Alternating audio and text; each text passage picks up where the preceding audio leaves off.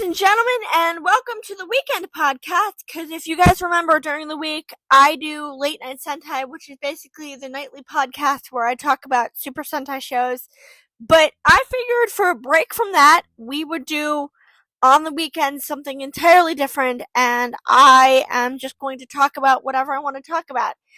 Usually it's going to be tune related, but sometimes it might be something else, like a book, or maybe a video game, news, I don't know, stuff, whatever I want to talk about. I am going to avoid talking about politics at all costs, so you do not have to worry about that. No politics here, unless I have something, like, massively important to say, but normally speaking, no politics here.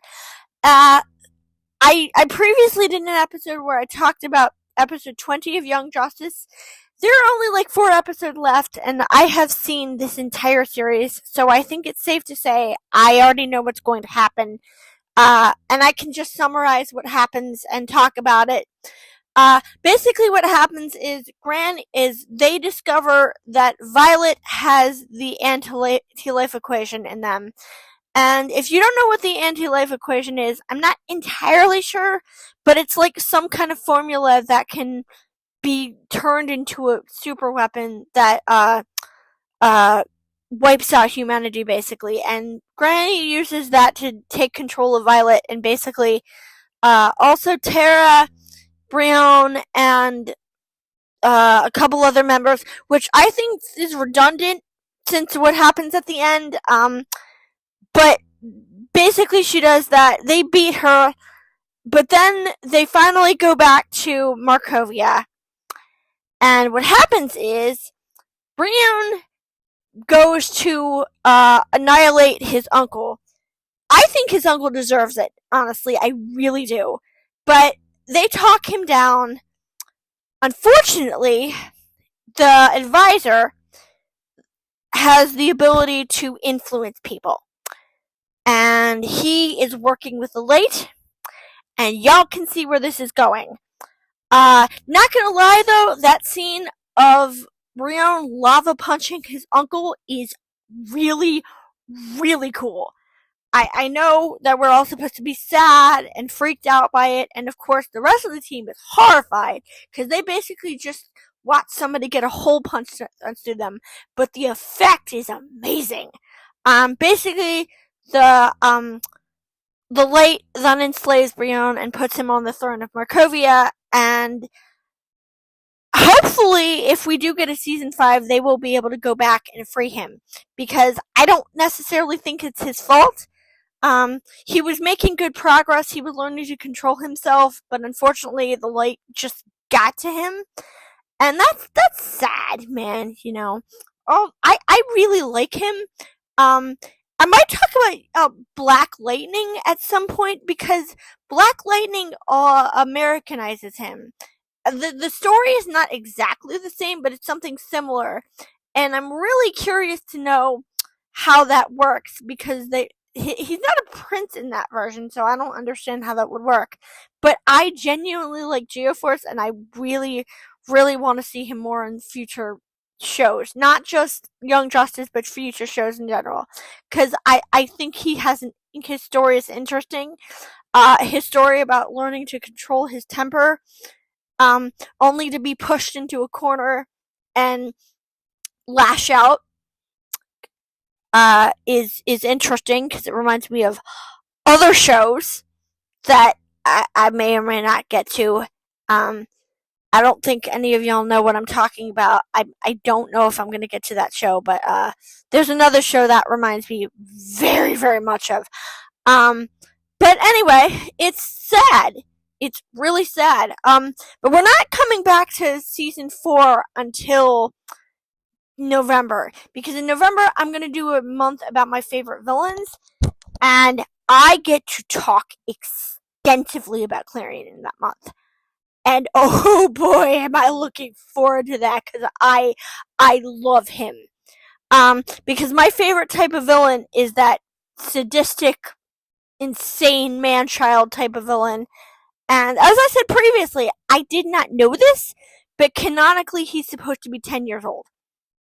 I legit thought he was a teenager when I first met him. And they called him a kid in the first season, so I assumed that when they called him a kid, they were referring to like the fact that he was a minor, but no, he's canonically 10, which I don't care about because he's amazing anyway. But what saddens me is that because of the fact that Young Justice might not come back, it probably means we will never see him again. Because DC never pushes him. Like, the last time I saw him in a show was this one. Actually, no, that's not true. The last time I saw him in something was DC Lego Superheroes, and I love that game. I've never played it personally, but it looks really cool, so I will play it at some point. But that makes me really depressed. And it's not just him; it's a lot of the really cool, better villains in the DC universe, which are going to be shoved to the background. Because the thing about the DC universe is that they only care about the Trinity. And because of that, I hate the Trinity. Like, I don't hate their stories, but because of the fact that the better characters and all of the characters I like get shoved to the background, I absolutely cannot stand Batman, Wonder Woman, or Superman. Because it's a reminder that they're the only thing that DC gives a shit about, and it makes me genuinely angry. We are getting a Blue Beetle cartoon though, which I think is really cool. And it's gonna be Zolo again.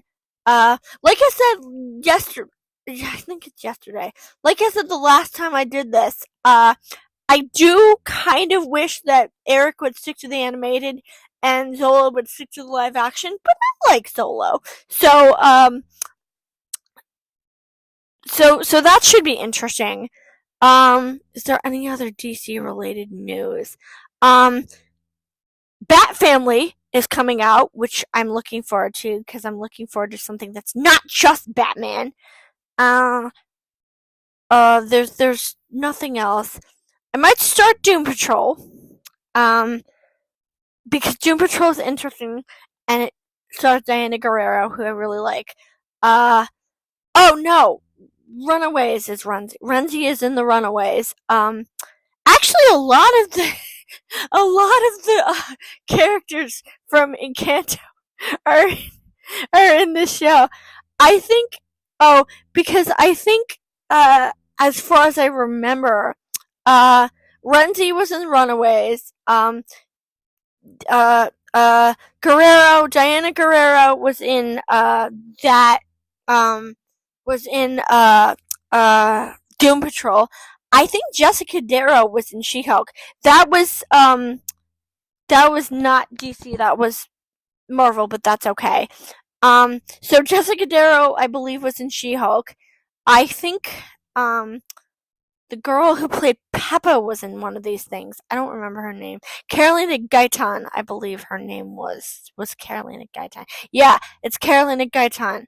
I don't think Stephanie Beatriz has been in one of these, unless I missed something, but she'll be in one of these at some point. But that is the end of the show.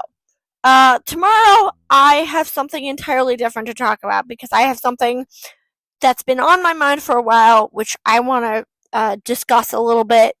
Spoiler alert, it involves Disney and racism. It's not what you think, but I want to have a discussion a little bit about Disney and racism because I have something interesting to say. But that is it for tonight, and tomorrow we will do something entirely different. And on Monday we will go back to Boom Boonchers and all of that stuff. I'm trying to push this to 10 minutes. I'm sorry if it seems like I'm stalling, but I really want these to be 10 minutes long if I can get them to that. So, and my phone is almost dead right now, so I think I picked a bad time to record this anyway. But I will see y'all tomorrow. Tomorrow is Sunday. Yeah, tomorrow is Sunday, so I will see y'all tomorrow.